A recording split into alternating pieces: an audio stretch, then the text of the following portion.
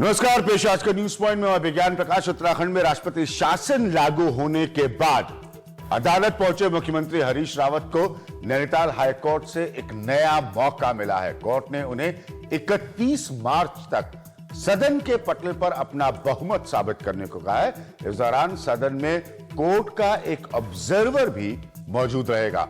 हालांकि कोर्ट के फैसले को लेकर अभी पूरी तस्वीर साफ नहीं हुई है और माना जा रहा है कि दोनों ही पक्ष इसके खिलाफ अपील में जाने की तैयारी कर रहा है। उत्तराखंड में राष्ट्रपति शासन लागू रहेगा या नहीं और हरीश रावत अभी राज्य के मुख्यमंत्री हैं या नहीं, ये बात अभी नैनीताल हाईकोर्ट के फैसले से साफ नहीं हुई है।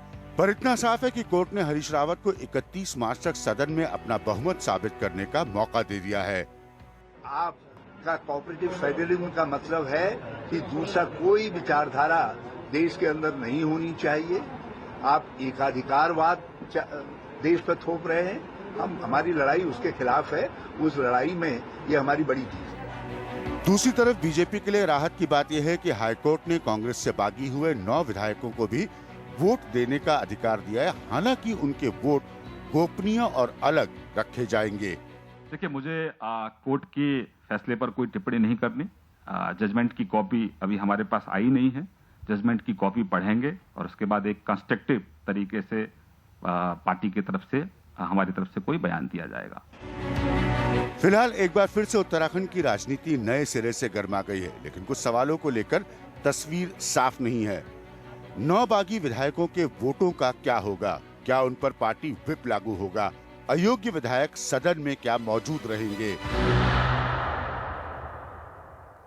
तो ये बहुत ही ज्यादा दिलचस्प स्थिति है। सब लोगों को इंतजार रहेगा, क्योंकि इस तरह के घटनाक्रम, इस तरह की स्थितियों को कैसे ट्रीट किया जाता है वो भी तय करते हैं। अखिलेश प्रताप सिंह जी हमारे साथ मौजूद हैं, जो कि कांग्रेस के प्रवक्ता हैं, और अमन सिन्हा साहब हमारे साथ मौजूद हैं, जो कि भारतीय जनता पार्टी को रिप्रेजेंट करें।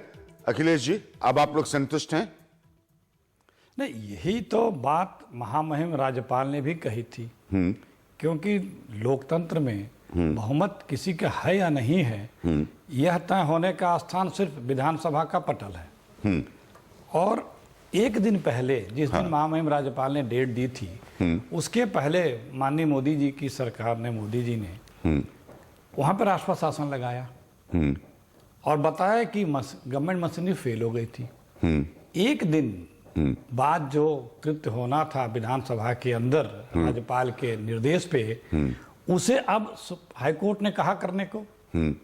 हाईकोर्ट ने तो इस जजमेंट में ये बता दिया कि जो आपने राष्ट्रपति शासन लगाया था वो हम मानते नहीं हैं, क्योंकि अब मेजॉरिटी प्रूफ करवा के ही मानेंगे कि हाउस में ही तय। लेकिन इसमें ये भी है कि साथ में कोर्ट ने ये भी कह दिया कि वो 9 लोग हमें बता उस पर क्योंकि वो अलग से वोट करेंगे और उनके वोटिंग को गोपनीय रखा जाएगा। तो ये भी साथ में अदालत कह रही है कि ये सबका दावा करना कि हम मेजॉरिटी में हैं या हरीश रावत का दावा करना वो सही नहीं होगा।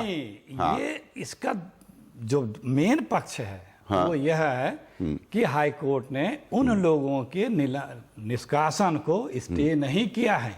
वो लोग उसमें संभवतः पार्टी बने हैं जब ये मुकदमा चल रहा था। तो कोर्ट ने कहा कि ठीक है, आप वोट हम ले लेंगे, रिजर्व रखेंगे। फिर जब आपका मुकदमा आएगा कि हमें आपने निष्कासित वो निलंबित कर दिया, सस्पेंड कर दिया, मतलब डिबार कर दिया, तो जब वो फैसला होगा, उसके बाद आवश्यकता होगी, तो इस गोपनीय वोट को हम खोलेंगे। कहीं उनको कोई रेमेडी नहीं दी है कोर्ट ने कि आपका निलंबन जो मतलब निष्कासन जो सदस्यता समाप्त की गई है उस पर कोर्ट ने कहीं उनको रेमेडी नहीं दी है, स्टे नहीं दिया। ठीक है, मैं अमन सिन्हा को लाना चाहूंगा तुरंत। पे अमन, क्या ये इतना बड़ा एम्बैरसमेंट नहीं है बीजेपी के लिए कि अदालत ये कह रही है कि हम आपके राष्ट्रपति शासन लगाने के फैसले को नहीं मानते, ए, और बी, वो तारीख तय कर रही है कि हाउस में ही किसी की ताकत का इम्तिहान होता है, होना चाहिए। देखिए अभिज्ञान जी, पहले तो मैं कहना चाहूंगा हमारे कांग्रेस के मित्र काफी भ्रांति फैला रहे हैं। उन्होंने ऑर्डर अभी पढ़ा नहीं, मेरे पास ऑर्डर की कॉपी है, मैं पढ़ भी चुका हूं। और सबसे पहले इसमें यही कहा गया है कि राष्ट्रपति शासन को टिंकर करने की या उस पर कमेंट करने का तो कोई प्रश्न ही नहीं उठता है। तो इसलिए जो पहला प्रश्न फॉर्मुलेट किया है और जिसपे ब्लैंकेट स्वीपिंग जजमेंट दे रहे हैं कि मोदी सरकार ने ये कर दिया और कोर्ट ने ये कर दिया, पूरी तरह से गलत है, बेबुनियाद है। पहले पढ़ के आइए, उसके बाद कमेंट करिए। दूसरी बात, अगर इस ऑर्डर का जो दूसरा इंपॉर्टेंट प्रीमाइस जो आपने रेज किया अभिज्ञान जी, वो ये है कि स्पीकर ने डिस्क्वालीफाई कर दिया था 9 डिसिडेंट कांग्रेस के जो एमएलएज थे, उनका वोट करने का भी अधिकार नहीं था। उनके वोट करने के राइट को रीइंस्टेट कर दिया गया और डायरेक्ट किया गया है डीजीपी चीफ सेक्रेटरी को कि इंश्योर करेंगे कि फ्लोर ऑफ द हाउस पे ये सारे के सारे MLA including these 9 dissident MLAs वहां पे पीसफुली वोट कर सकें और पीसफुल प्रोसीडिंग्स हो सकें। जो स्पीकर के पार्टीजन एक्शन थे उस पे ये रिफ्लेक्ट करता है हाईकोर्ट का ऑर्डर। तीसरी बात अभिज्ञान जी कि हाईकोर्ट ने रजिस्ट्रार जनरल की वहां पे ड्यूटी लगाई है एज ऑब्जर्वर, वो प्रोसीडिंग को पूरा मॉनिटर करेंगे। स्पष्ट रूप से हाईकोर्ट का कॉन्फिडेंस नहीं था कि स्पीकर इम्पार्शियल तरीके से हाउस की प्रोसीडिंग्स को कन्वीन करेंगे, क्योंकि जिस तरीके से 9 डिसिडेंट कांग्रेस एमएलए को तो डिस्क्वालीफाई कर दिया गया, एक बीजेपी डिसिडेंट एमएलए था, उसकी पिटीशन को अभी तक टेकअप ही नहीं किया। तो स्पष्ट रूप से कोर्ट ने इसका भी संज्ञान लिया और इसीलिए एक ऑब्जर्वर को वहां भेजा गया है। और प्रेसिडेंट रूल को लेके तो कोई टिप्पणी नहीं है। टिप्पणी बस ये है कि प्रेसिडेंट रूल के साथ, उस नोटिफिकेशन के साथ टिंकर करने का, उसको बदलने का कोई प्रश्न ही नहीं उठता है। ये इस ऑर्डर में लिखा है और हमारे कांग्रेस ठीक है, ठीक है, एक मिनट पढ़ के आए। अखिलेश जी आपको पूरा समय दूंगा, मैं सुनना चाहता हूं अमन सिन्हा जो। हाँ अमन जी, आपकी बात पूरी हो गई? आपने 3 पॉइंट्स रखे। जी जी ठीक है अखिलेश। ये हमें बता रहे हैं कि ऑर्डर पढ़ के आए। अगर हालांकि ये होगा, मेजॉरिटी प्रूफ हो गई हाउस में जो होगी, फिर क्या होगा? राष्ट्रपति शासन रहेगा। नहीं हम आज की स्थिति की बात कर रहे हैं। नहीं, जो इन्होंने कहा कि देखिए हम लोग जब ये बहस कर रहे हैं टेलीविजन पे, नहीं देखिए मैं 2 प्रेमाइस स्पष्ट कर दूं। हम लोग जब टेलीविजन पर बहस कर रहे हैं, हाँ, ये मसला अदालत पे। अभी अमन जी मैं आऊंगा आपके पास। हाँ यही बड़ा एक झटका है या यही बड़ा निर्णय है केंद्र सरकार के निर्णय पे। मुझे आपको रोकना पड़ेगा, मैं आपको समय दूंगा अमन सिन्हा जी। अखिलेश सिंह जी अपना पॉइंट पूरा कर लें। देखिए यही बड़ा जजमेंट है, हाँ, कि आप राष्ट्रपति शासन लगा रहे हैं, हाँ, राष्ट्रपति शासन मान रहे हैं, हाँ, लेकिन मेजॉरिटी जब प्रूफ हो जाएगी, हाँ, जब प्रूफ हो जाएगी, हाँ, हाँ, जब यहां पर राइडर है, तो जब प्रूव हो जाएगी ना, वो 31 मार्च है। तो अरे सुनिए, तो वही तो मैं कह रहा हूं ना, फिर राष्ट्रपति शासन नहीं बीजेपी, रहेगा हाँ, ना। फिर बीजेपी की अपनी स्थिति एक्सप्लेन तो करेगी। राष्ट्रपति शासन का फिर क्या हुआ? जो इनका निर्णय था, जो एक दिन पहले इन्होंने डिसॉल्व की, वो राष्ट्रपति शासन लगाया, फिर उस निर्णय को हम आप क्या कहेंगे? नहीं तब आप आलोचना करिएगा, तो पूरा अधिकार है, ये प्रजातंत्रीय व्यवस्था है। यही तो राज्यपाल ने भी कहा था, यही तो राज्यपाल ने कहा था कि आप 28 को आप floor of the house majority prove करें। इसी को केंद्र ने नहीं माना। केंद्र का प्रतिनिधि है राज्यपाल, अपने प्रतिनिधि की चलिए बात मुझे को एक चीज बताइए। नहीं ठीक है अखिलेश सिंह जी, मुझे एक चीज बताइए कि चूंकि आप लोग इस बात को पहले दिन से प्रश्न उठा रहे हैं कि क्या सोचकर और किस तरह से राष्ट्रपति शासन लगाया गया, पॉइंट ये कांग्रेस का पॉइंट है। मैं ये पूछना चाहता हूं कि क्या सोचकर किस तरह से आपने उन विधायकों को सस्पेंड किया? अब उनको लेजिटिमेसी के साथ कॉन्स्टिट्यूशनल प्रोविजन में वोटिंग का राइट अदालत दे रही है। उससे नतीजा क्या निकलेगा मैं उसमें कतई नहीं पढ़ रहा हूं, वो हम 31 मार्च को देखेंगे। मुझे सिर्फ इतना सा बताइए कि फिर आपने क्या सोच के उनको निलंबित करवाया था? देखिए, किसी को भी अदालत जब कोई फैसला करती है, हाँ, तो किसी को भी पूरा बराबर का अधिकार और हक मिले जब तक कोई फाइनल फैसला नहीं आता है। ठीक है। तो जहां तक हमारी सूचना है, हाँ, ये लोग अगर पार्टी बने हैं तो उसके ब्याह पे अदालत ने कहा ठीक है आप वोट दें, सेपरेट रहेगा, कॉन्फिडेंशियल रहेगा, बंद करके रखा जाएगा। जब आप पे फैसला हो जाएगा, उसके बाद उस आपके वोट पे बात होगी। तो ये ठीक है, कहा उसने कि आप अपने एक्सरसाइज को हम करवाएंगे, लेकिन वो आपसे, अरे भाई मैं अखिलेश जी यही तो पूछ रहा हूं आपसे। हाँ, तो आपने अगर इन्होंने राष्ट्रपति शासन लगाने की आपके हिसाब से गलती की, तो आपने भी उनके हिसाब से गलती की कि आपने 9 लोगों को निकाला। गलती की होती, हाँ, तो इन्हें नहीं, कोई गलती नहीं की। ये इन्हें स्टे मिला होता। हाँ और चलिए आपसे एक पॉलिटिकल पॉइंट पूछता हूं मैं। अदालती कार्रवाई है और स्टे तो हो गया है ना, जो वोट करने का अधिकार नहीं, वापस नहीं, मिल गया है। एक मिनट स्टे अमन जी नहीं हुआ है। अभिज्ञान जी, उनका वोट काउंट अमन जी नहीं मैं पूरा होगा, समय स्टे दूंगा। कहाँ हुआ है? अमन जी मैं इनसे एक सवाल पूछ अरे लूं भाई, फिर आप आपको कुछ पूरा पढ़ते समय नहीं दूंगा। हैं, मुझे एक वैसे आ पॉलिटिकल जाते हैं। सवाल का जवाब दीजिए। अभिज्ञान जी, अखिलेश नहीं, मैं एक चीज अखिलेश कहना प्रताप चाहूंगी, सिंह अखिलेश जी इतना चीख रहे हैं, आवाज फट रही है, कुछ स्पष्ट नहीं सुन पा रहा हूं मैं। अच्छा ठीक है नहीं, मैं आप बोलता हूं बोल रहे अपने थे, इसलिए नहीं निर्देशक सुन पा रहे से। एक मिनट मैं अपने निर्देशक आप से अपना बोलता हूं एक बार कि जरा प्रश्न दोहराएं, अभिज्ञान जी। हाँ जरा अमन सिन्हा जी का ऑडियो चेक करिए प्लीज। मैं चाहता हूं स्पष्टता सुने कांग्रेस के पॉइंट को, और आप सब जी, लोग जानते हैं मैं में। इस तरह की बहस नहीं कराता। जी। अखिलेश जी अब मेरा पॉलिटिकल धन्यवाद। पॉइंट आपसे ये, अदालती कार्रवाई अलग, देश की अदालतों का सम्मान, आप क्या सोच रहे हैं कि जो 9 विधायक, और मैं अगर गलत प्रश्न पूछना मुझे टोक दीजिएगा, फिर मैं आपको काउंटर सवाल वापस पूछूंगा, ये क्यों आपका साथ देने लगे? अभी आपने थोड़ी हमारा देर साथ पहले- क्यों देने लगे हाउस में? हाँ नहीं तो हम कब कह रहे हैं कि अभी मेरे साथ देंगे ये या नहीं देंगे? नहीं ये अभी कहाँ आपने पता है? थोड़ी देर पहले क्या कहा? अभी आपने थोड़ी देर पहले अखिलेश जी कहा कि जब हम मेजॉरिटी प्रूफ कर देंगे, हाँ यही कहा ना आपने थोड़ी देर पहले, जब हम मेजॉरिटी प्रूफ कर देंगे तो बीजेपी एम्बैरेस होगी कि कैसे इसने राष्ट्रपति नहीं, शासन जो लगाया। ये जवाब जो है। आप पुराने सियासतदान हैं अखिलेश अभी जी, आप जवाब समझ दे रहे रहा हैं हूं मेरे आपका। प्रश्न को। अभी जवाब दे रहा हूं आपका। अभिज्ञान जी, आप समझ रहे हैं अखिलेश जी मेरे काफी प्रश्न देर को? बोल आप लिए, बड़ी अब भारी- मुझे भली कुछ बात जवाब मेरे देने सवाल को दीजिए। समझ मैं रहे हैं। समझ रहा हूं। तो अब आप ये बताइए कि इस स्थिति में आप मेजॉरिटी भी प्रूव करा लेंगे, जबकि अब ये तो अदालत ने स्पष्ट कर दिया कि ये वोट डालेंगे और कॉन्फिडेंशियली एक गोपनीय बात तरीके आप से वोट डालेंगे। बताइए, आप ये बताइए, हाँ जब मेजॉरिटी प्रूफ होती है हाउस पे, हाँ तो कितनी संख्या बल गिनी जाएगी?